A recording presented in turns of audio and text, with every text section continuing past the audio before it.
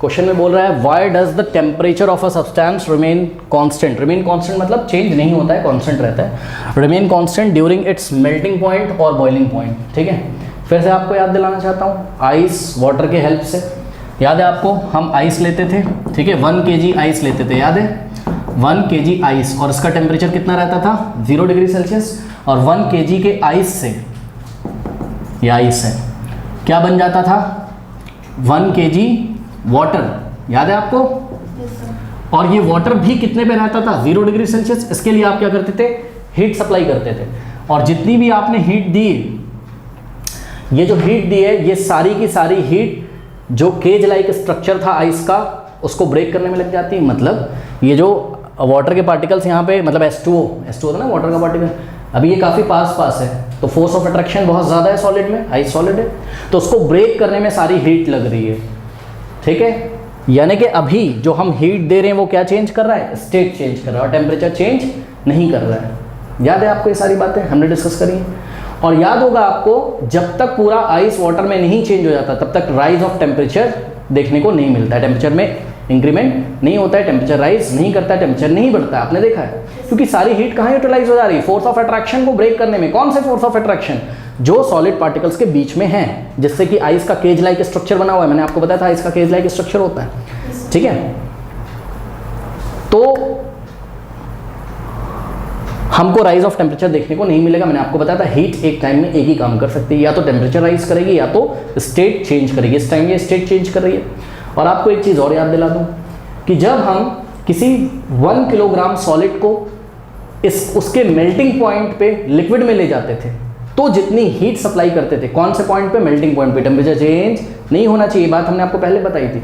तो जब हम 1 किलोग्राम सॉलिड लेते हैं एटमॉस्फेरिक प्रेशर पे, याद होगा आपको प्रेशर क्या होना चाहिए, एटमॉस्फेरिक प्रेशर 1 atm प्रेशर होना चाहिए, ठीक है, 1 एटमॉस्फेरिक प्रेशर होना चाहिए। तो 1 किलोग्राम सॉलिड हमने लिया, उसके मेल्टिंग पॉइंट पे 1 atm प्रेशर पे, तो जितना आप हीट सप्लाई कर रहे हो उसको टोटली लिक्विड में चेंज करने के लिए उस हीट को आप नाम क्या देते थे, लेटेंट हीट ऑफ फ्यूजन। याद है आपको, latent heat of fusion. Latent मतलब छुपा हुआ, ये हीट छुपा हुआ इसलिए बोला जाता है क्योंकि ये टेम्परेचर राइज नहीं करता है। मतलब भाई अगर टेम्परेचर थर्मामीटर में राइज होता तब तो हमें कुछ समझ में आता कि हाँ भाई हम हीट दे रहे हैं तो चलो टेम्परेचर राइज हो रहा है, कुछ समझ में आता, सिस्टम की एनर्जी बढ़ रही है, ठीक है। एक्चुअल में सिस्टम की एनर्जी बढ़ रही है, लेकिन वो सारी की सारी हीट कहाँ यूटिलाइज हो जा रही है, फोर्स ऑफ अट्रैक्शन को ब्रेक करने के लिए। अब आइए आगे बढ़ते हैं।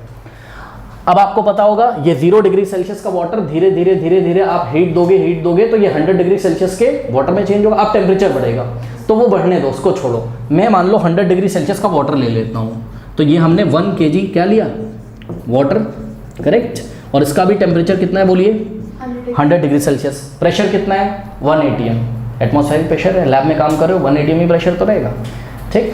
और कहाँ है ये, अपने बॉइलिंग पॉइंट पे। ध्यान दें, जैसे ये अपने मेल्टिंग पॉइंट पे था, ये अपने बॉइलिंग पॉइंट पे, क्योंकि भाई वाटर का बॉइलिंग पॉइंट क्या होता है, वाटर का बॉइलिंग पॉइंट 100 डिग्री सेल्सियस ही तो होता है। मतलब अगर हम किसी लिक्विड को उसके बॉइलिंग पॉइंट पे ले लें और वो लिक्विड कितना हो, 1 किलोग्राम हो, प्रेशर कितना हो 1 atm प्रेशर हो, तो आप जितनी हीट दोगे इसको टोटली किस में चेंज करने के लिए, वेपर में, 1 किलोग्राम के गैस में चेंज करने के लिए, गैसियस स्टेट में चेंज करने के लिए, उस हीट को हम क्या बोलेंगे, लेटेंट हीट ऑफ वेपराइजेशन, ठीक। और आप क्लियरली देखोगे आपको टेम्परेचर कितना मिलेगा, 100 डिग्री सेल्सियस ही मिलेगा। मतलब 100 डिग्री सेल्सियस का ही वेपर होगा ये, टेम्परेचर चेंज नहीं होता। आप इस वाटर में थर्मामीटर लगाए रहो, जब तक पूरा वाटर वेपर में चेंज नहीं हो जाता है तब तक उसका टेम्परेचर नहीं चेंज होता है।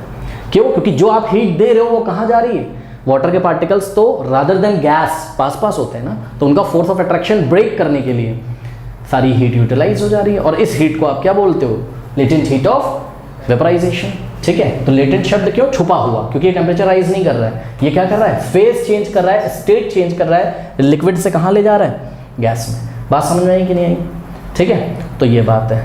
अब इन्होंने यही हमसे क्वेश्चन पूछा था क्या, कि why does the temperature of a substance remains constant during its melting और मेल्टिंग पॉइंट और बॉइलिंग पॉइंट, ठीक है। किसी सब्सटेंस का टेम्परेचर क्यों नहीं चेंज होता है, किसके दौरान, ड्यूरिंग मतलब किसके दौरान, उसके मेल्टिंग पॉइंट के दौरान, मतलब जब वो मेल्ट कर रहा होता है। मेल्टिंग पॉइंट का मतलब वो टेम्परेचर से उनका सेंस है। मान लीजिए हमने आपको आइस और वाटर का एग्जांपल समझाया, तो आप उसी से समझ लीजिए। मेल्टिंग पॉइंट मतलब आइस 0 पे 0 ही रहता है, और वाटर जो होता है मतलब बॉयल जब कर रहा होता है 100 पे 100 ही रहता है। तो उसका कारण हमने आपको बता दिया। अब ये सब कहानी आपको एग्जाम में लिखनी है। क्या लिखना है, the temperature of a substance remain constant as it melting and boiling point until temperature of the substance, जो भी सब्सटेंस आपने लिया, और यहाँ पे मैंने आपको वाटर लेके सब समझाया है, ठीक है, वाटर का सॉलिड स्टेट गैस स्टेट, ठीक है। तो इस सब्सटेंस का टेम्परेचर रिमेन्स कांस्टेंट, ये टेम्परेचर कांस्टेंट रहता है एज का मतलब क्योंकि it's melting and boiling points, as its melting and boiling points until all the substance melts or boils, because the heat supplied is continuously used up changing the state of the substance।